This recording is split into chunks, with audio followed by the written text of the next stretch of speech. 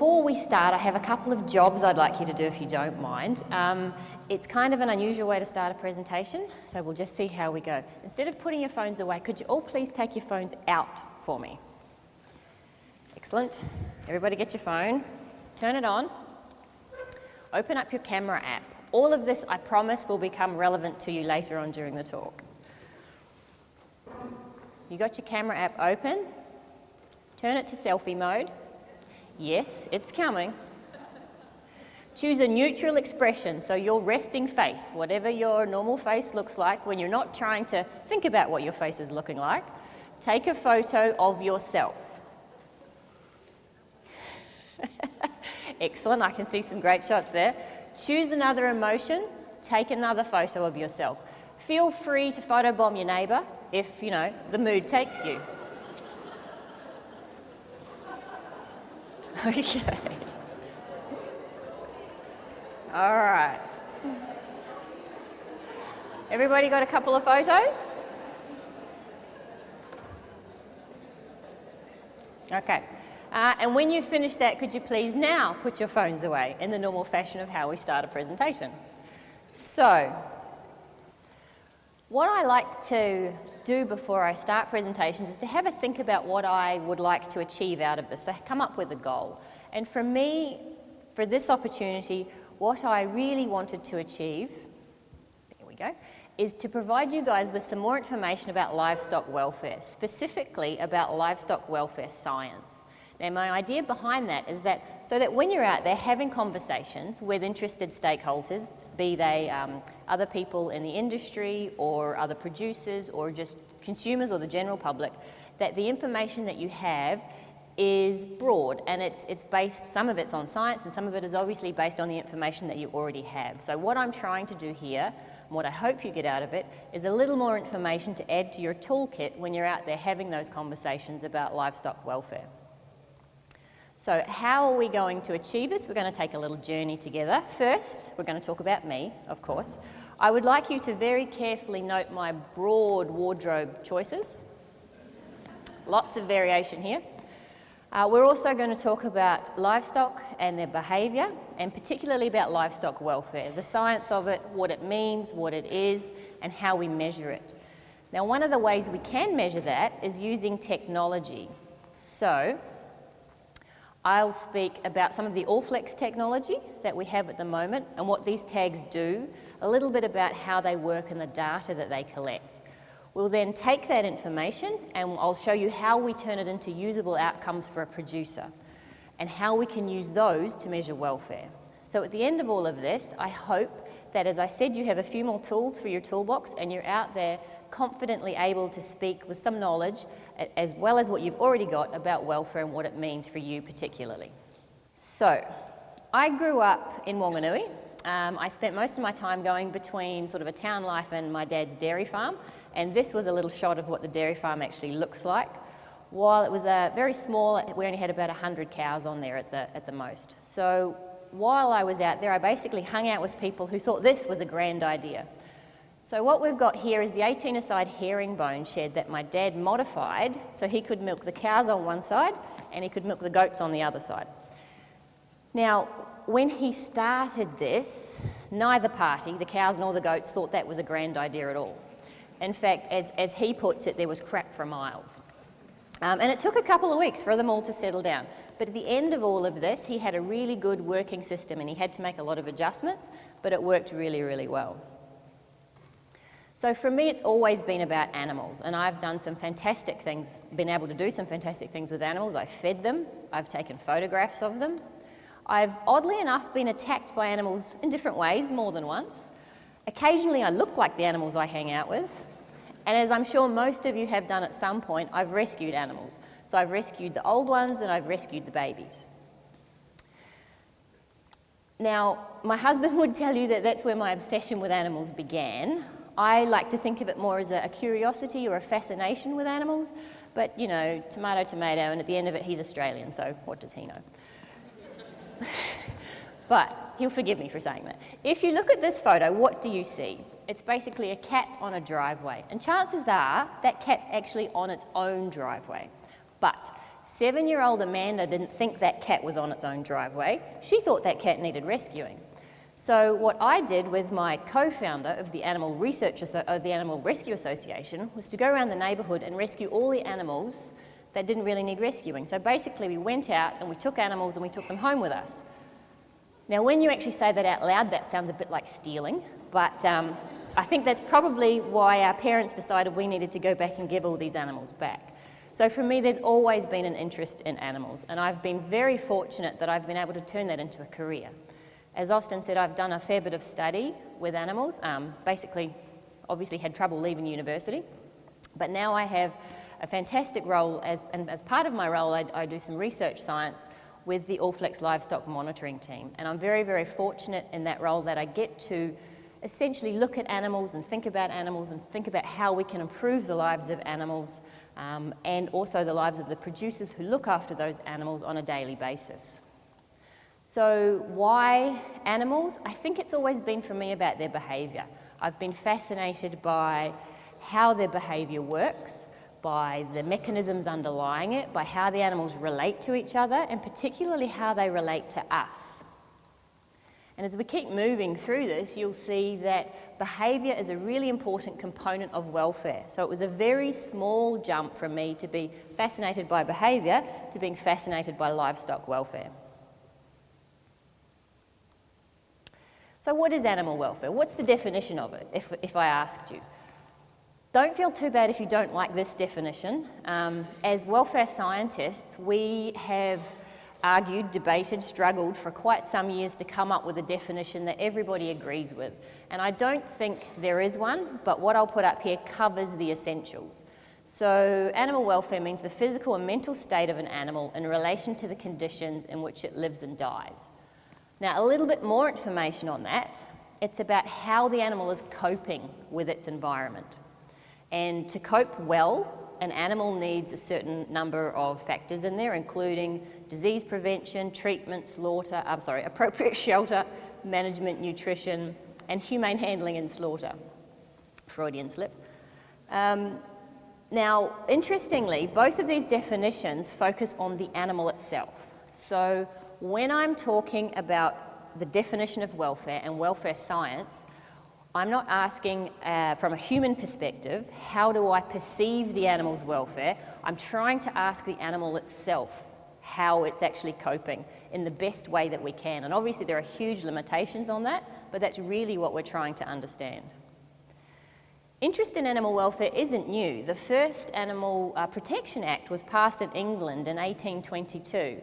And the first time that act was used was Bill Burns, who I believe is this gentleman here, who was found severely beating his donkey. Now, this case made history for two reasons. First, because it was the first time that that act had been used to successfully prosecute somebody, and secondly, because the prosecution actually brought the donkey into the courtroom. It obviously ended up being quite chaotic, as you can imagine, and it made history. I think probably more for the second reason than the first. Recent interest in livestock welfare has come about because there was a book published in the early 1960s, and it's Ruth Harrison's book called Animal Machines. Now, this book was almost an expose, I suppose, of the way that intensive farming occurred, so intensive livestock and intensive poultry farming occurred in the UK in the 1950s and 60s. And the public was so outraged by the contents of this book that the government pulled together a task force and they wrote a committee. They pulled together a committee. Now, the committee wrote a report, and that's now known as the Bramble Report, which was published in 1965, so it's been around for a while. And there were 5 key components to that report. And you may have heard of them. They're now referred to as the 5 freedoms.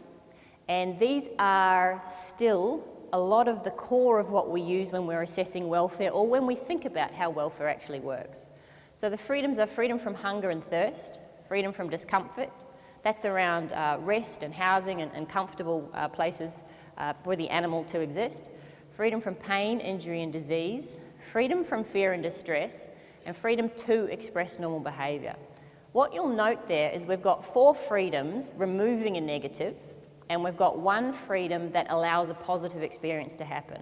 And that's something which you'll actually see as a theme through the presentation is that we're focusing more and more and more on allowing animals both positive and negative experiences. And a lot of it comes from consumers, but it's also because we're starting to remove the negative and now we're looking for positives. Another way of thinking about welfare is to look at the components, the specific components of welfare. So there has been a strong argument, and many of you may agree with this, that if you look at the biological functioning of an animal, so for example, is it healthy, is it productive? Yes, then its welfare is okay. There's, in somewhat opposition to that, there has been an argument that if you look at the natural behaviour of an animal, then its welfare is okay if it can express behaviours that it might normally express in the wild, as it were. So if, for example, a chicken can dust bathe, which they are highly motivated to do, then that animal's welfare is okay, as long as it can do that and other behaviours which it is driven to do. So you wouldn't keep a social animal on its own, for example. So the argument there is that if you allow an animal to express natural behaviour, then its welfare is okay. The third component, or the third argument, is looking at affect. Now, affect is basically the mental state of the animal. And the argument there is that if you allow an animal to have positive experiences, as well as negative experiences, then its welfare is okay. I think most welfare scientists would probably agree now that the individual components work best when they're combined. And there is a sweet spot in the middle there where if we can include some biological measurements, some natural behaviour, and we can assess mental state or affect, then we are covering all of the components of what will make up a good life for an animal. And Webster, John Webster, who I've referenced down the bottom there, summarised it really, really nicely when he said we're looking for our animals to be fit and feeling well. So another factor to consider is that welfare is assessed on a continuum. It changes over time. An animal's welfare changes over a year, over a month, a week, a day. And this is where human perception starts to come into it. So I can measure welfare. How I interpret that welfare then becomes a lot more complex, as welfare is, as I said, assessed on a continuum. And where do you put a threshold between what's good and what's poor? And that probably differs on environments. So just as a couple of examples, if I show you this picture, how would you rate the welfare of those animals? If we're thinking that this is good over this side, put your hand up if you think welfare of these animals is pretty good. Just from the picture, that's all you've got. If I start moving this way, hands go down. Okay. Oh, there's one more. So, okay, so about here, we're stopping. So there's a range there, but most people think the welfare of those animals is pretty good. How about if I look at this picture and we do the same thing? This is good welfare. I've got no hands so far. I'm going down. I've got some poor welfare coming up. All right. That's really interesting. So from that little experiment, we can see that we are interpreting all of that information and we are deciding where on a welfare continuum those animals lie. Now, if you're doing the workshops tomorrow, we'll delve into that a little bit more. But basically, everybody has a slightly different perception on this. Even with the good welfare for the grazing animals, there was a range in where people thought that welfare should lie. So the interesting factor here is trying to figure out what's actually behind those changes in perceptions. Why are there different perceptions? I think all of you would probably agree that we know there is a gap between what producers know and understand and what consumers know and understand. Now, if I pushed you on this to say why, what is the reason for that gap, what would you think might be a logical reason for this? Is it because they live in the city and they don't have any idea of what's going on? Or is there a whole lot of other factors going on there? I think one of the most common things that we would be thinking about this is that it's a gap in knowledge. So producers have intimate knowledge of what goes into a system, what's involved, how they treat their animals, veterinary procedures, management procedures, whereas a consumer doesn't have that basic information. But the literature is telling us that consumers aren't interested in that basic information. They don't want to know when you debutted your calves and what method you used to do it. They don't want to know how you treat your cows with mastitis.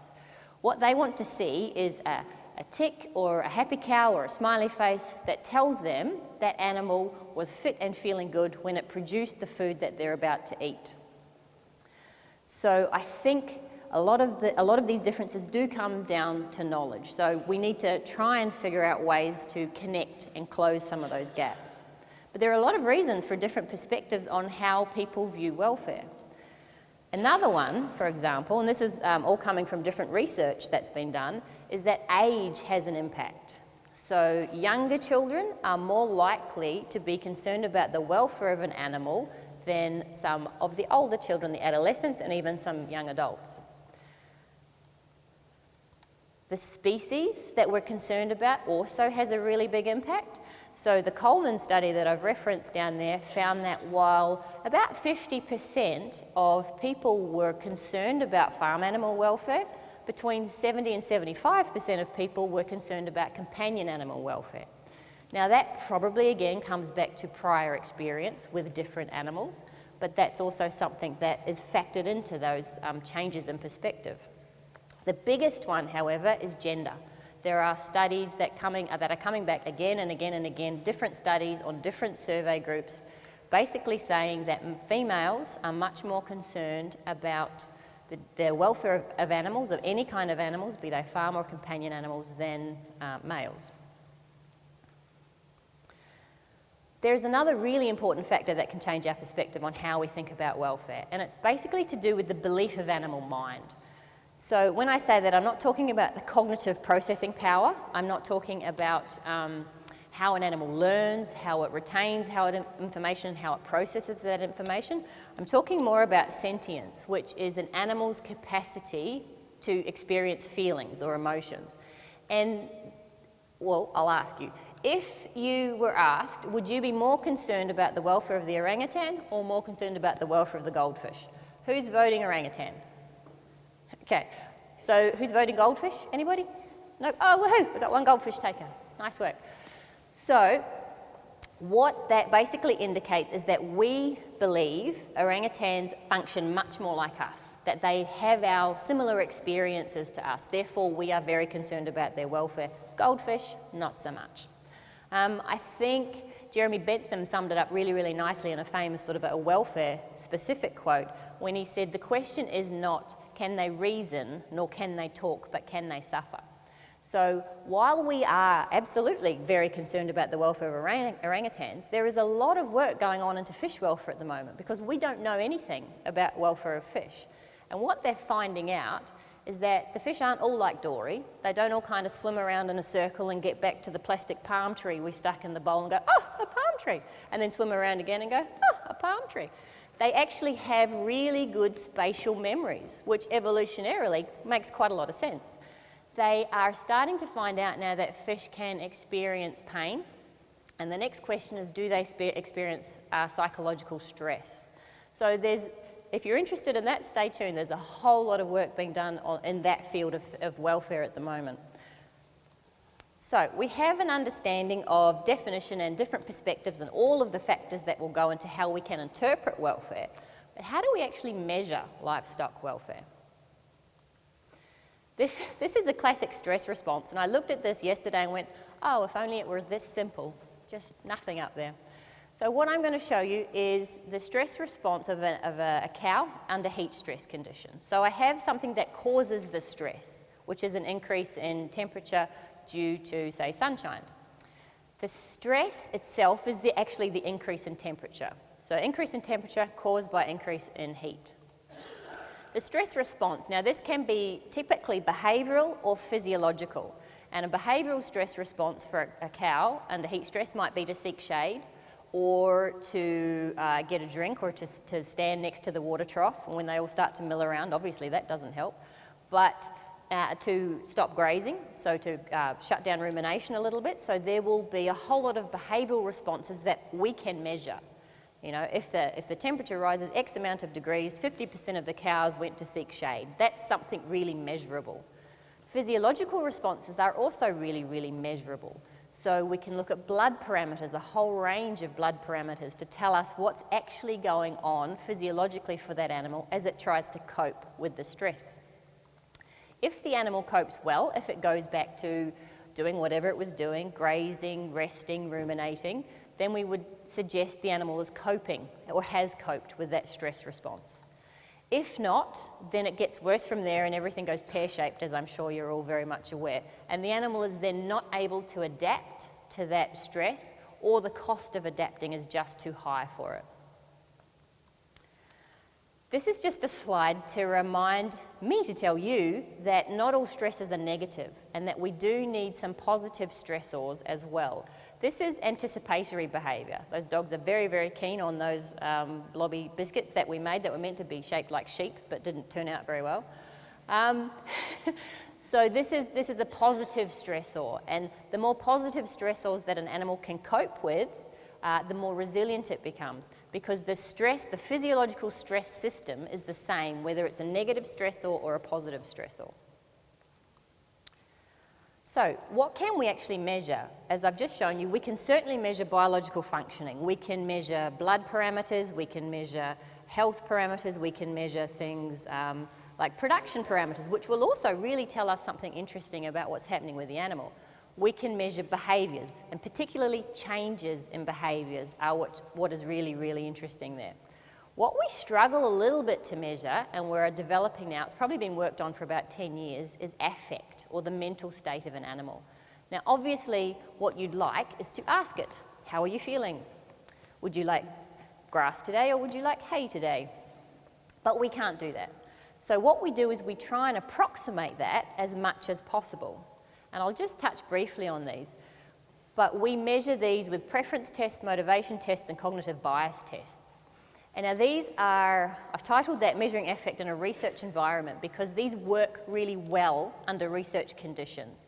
They are quite involved and they don't tend to work as well or anywhere near as well, or probably at all, in an actual commercial environment. But if we can find biological or genetic markers of some of these particular traits, then we could certainly select for them, and we also may be able to really simplify some of these tests. So a preference test is exactly what it sounds like. I am asking the animal how it wants to spend its time. A lot of this has come out of either human psychology, and a lot of it started with lab animals or particularly poultry. So we're going to use a heat-stressed cow again.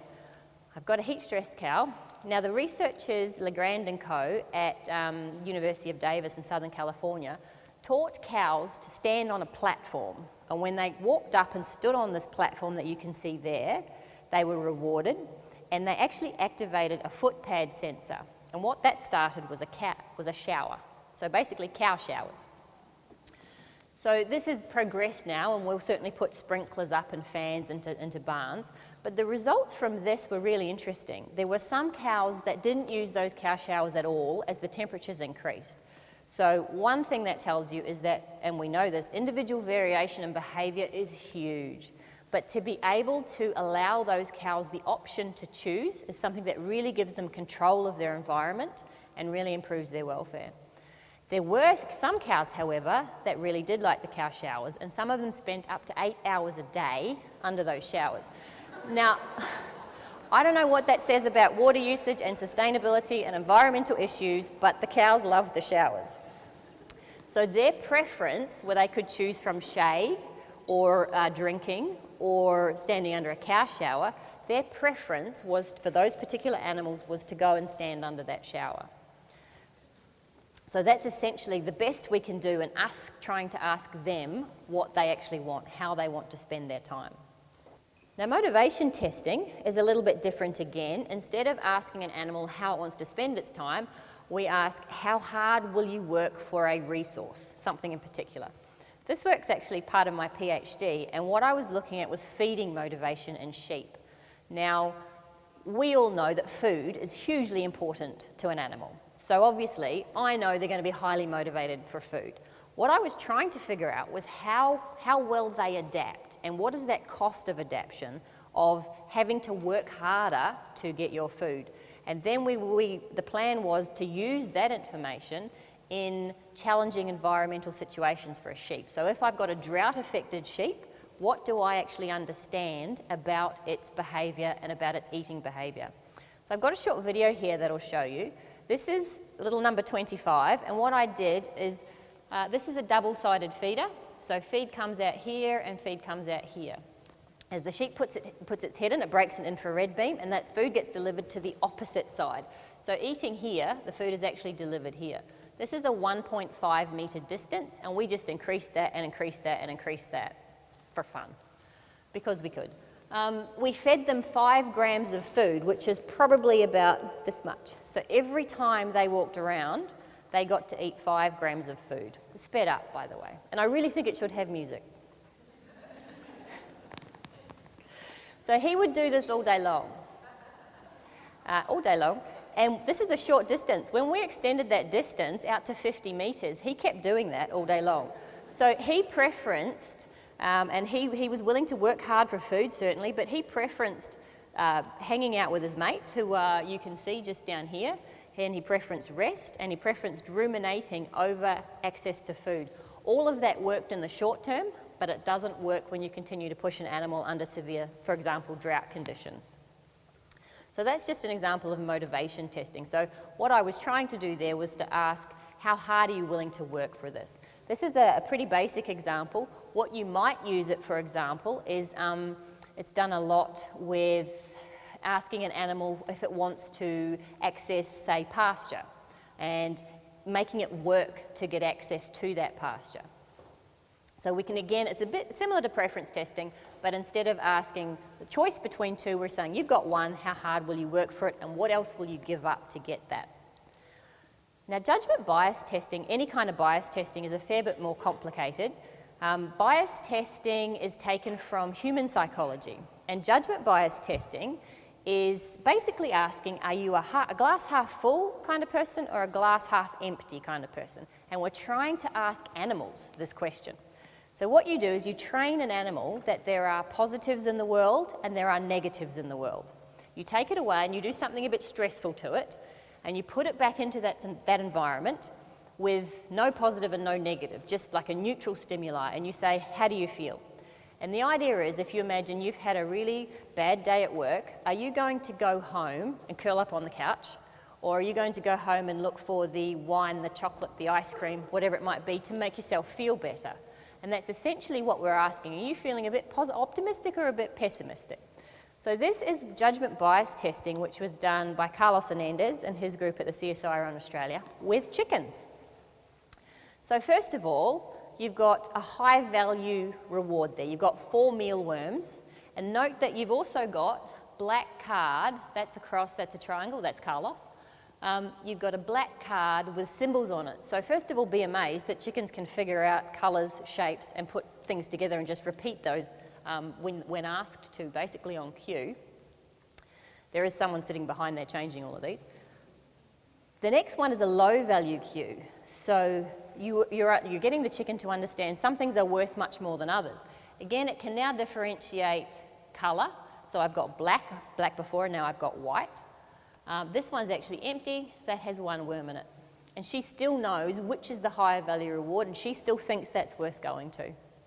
So you take her out, you do something stressful to her. This example was, I think, they flew a kite over the chickens, and it was a kite in the shape of a hawk. And they kind of made it swoop around over them to try and stress them and emulate a predator attack.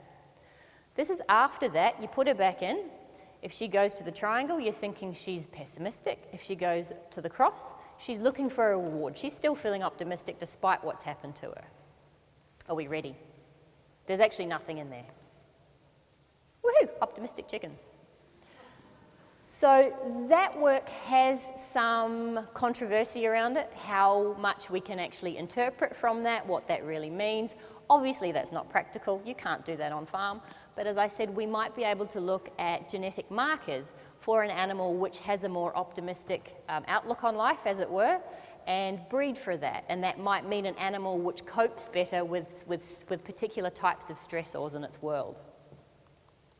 So a quick recap on what we've covered. We've got a welfare definition, which is great.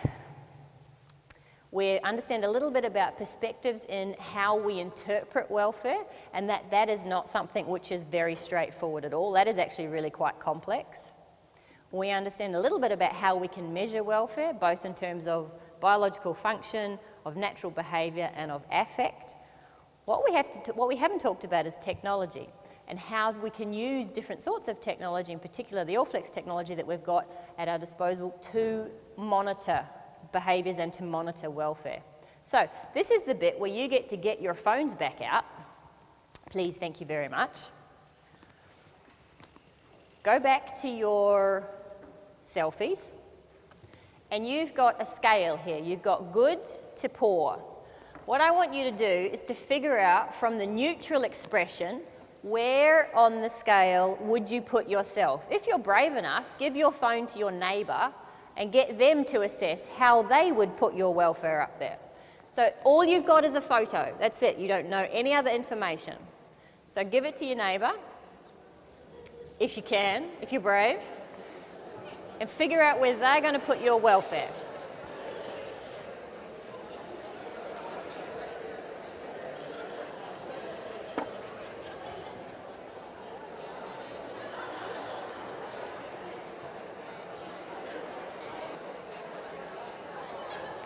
So once you've done the neutral expression, move on to the second expression, the second emotional face. Okay, so neutral expression, whose neighbour put them, a neutral expression about here in the good place? Nobody's got good welfare. Oh yes, we've got 3 over the back, excellent. Oh, and a couple up the back. Okay, whose neighbour put them about here? I'm just going to keep moving along, just put your hands up when I get to about where they put, okay, that's not bad. This is neutral expression, so you know, that could have been anything. I'll make sure I don't bang into anything.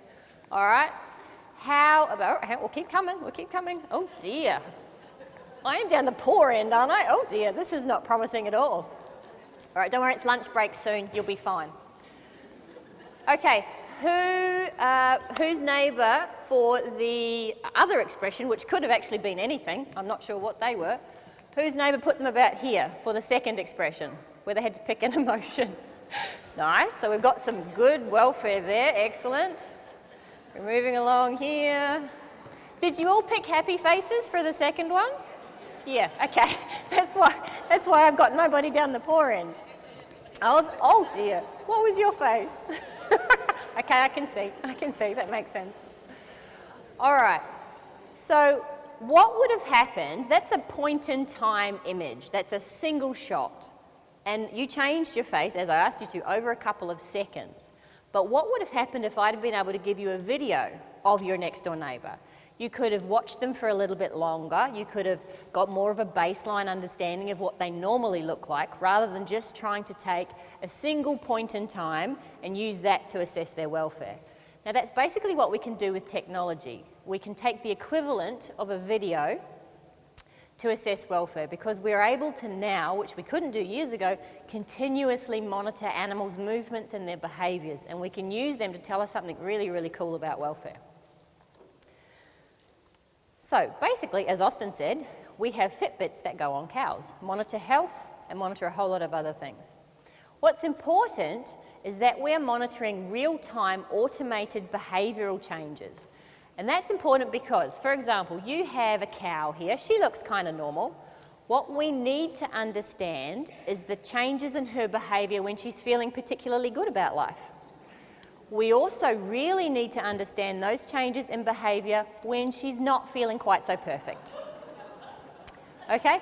It's that behavioural change which is key. That's what tells us what's going on with an animal. So at Allflex we have a variety of tags. We've got neck collar tags and we've got ear tags. Now these tags monitor motion. So what they do is monitor that motion, and every minute that gets collected of that data gets classified. That data gets transmitted back to a base station and a system every 20 minutes, either for 3 or 7 years, depending on the type of tag that you've got. The classification of that data is based on the equivalent of 220 years of data of a 1,500 cow herd. And that was the starting database algorithm set, and everything has been pulled in and added to from there. So what we're able to do is monitor those behaviours, those behavioural changes, with quite a lot of accuracy. This is what it looks like. I think this is fantastic. Nobody else does. I think it's really exciting. Sorry. As my husband said, it's an obsession. So this is time coming down from August to September, and then we've got time of day across here. So what's really exciting about this is that every dot on here is a different, every colour at least is a different kind of behaviour. So what you're seeing there early in the morning is a really nice eating bout, and it's quite consistent, it happens all the time. As we go down across time, we're getting closer and closer into summer, and the purple there is heavy breathing or panting that we can actually pick up. So these animals are starting to become a little bit hotter in the afternoons, about 3 o'clock there. That's not data that a producer would see. I think that's exciting as a scientist. I'm not sure anybody else actually does. What we'd show to a producer, for example, is information like this. We take that data and we turn it into something which is actually much more usable. So what we've got here is activity in the green and rumination change in the purple. And just before a cow hits standing heat, so just before her behaviour changes, she has a spike in different types of activity. And what happens is her activity spikes and her rumination drops. So you combine that together, and it occurs every 21 days, if that's how it works for this, and it does for this particular cow. You get this beautiful diamond shape, which tells you that she's about to enter standing heat. And from there, you can devise a really specific little breeding window about the best time to AI your cow. So based on those behavioural changes, we can actually provide input that is useful to producers. Now, in terms of health issues, we can also monitor those. So along the bottom here, we have rumination and activity. And this is a cow that got sick. So you can see she's going along quite nicely here. And this is the health index. And as the rumination and activity started to drop, the health index dropped as well.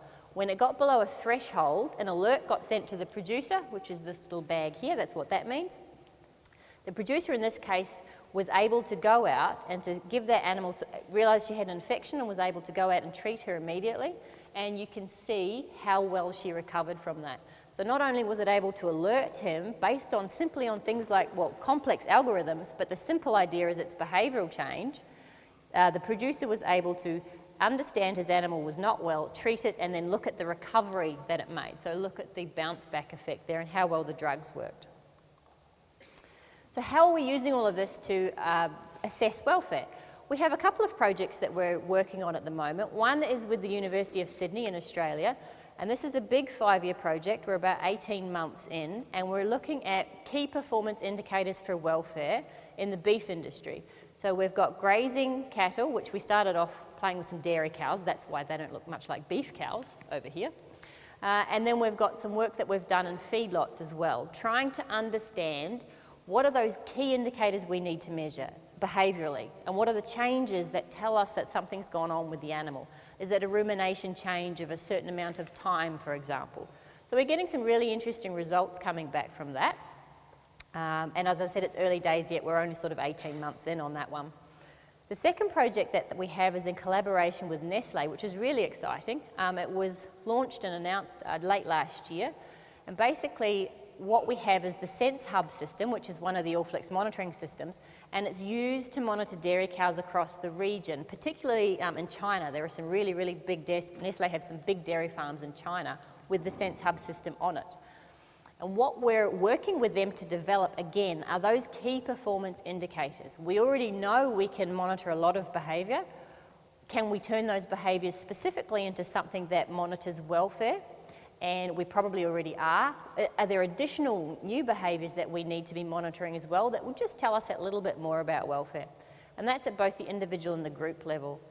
The idea behind that is obviously to provide actionable information to a producer, also to allow producers, or if it's a commercial property, to benchmark different properties against each other and to try and raise the standard. It's always about trying to raise the standard of how these animals are looked after. I read an article the other day which was really interesting about sustainable food production, and it summarised all of this really, really well. And all it basically said was that we need to be able to assure our consumers that we're doing the right thing, and we also need to have the ability to prove it. And with this technology like this, we actually do have the ability to prove that we are looking after our animals almost in an objective way, continuously across time and in real time, which is really exciting. So in summary, we have some really big challenges, be that in terms of going right back to the beginning, trying to think about how we define welfare, how we interpret those measurements of welfare, developing more positive measures for welfare, which, as I said, the consumers are really, really interested in. They want to know their animal was both fit and feeling happy. So we have some big challenges ahead. We also have some incredibly exciting opportunities, particularly in this technology space, to really get this right and to be able to, we're certainly almost able to do it now, but certainly to be able to add to what we have now in terms of health indicators and really push that forward into scientifically robust welfare indicators.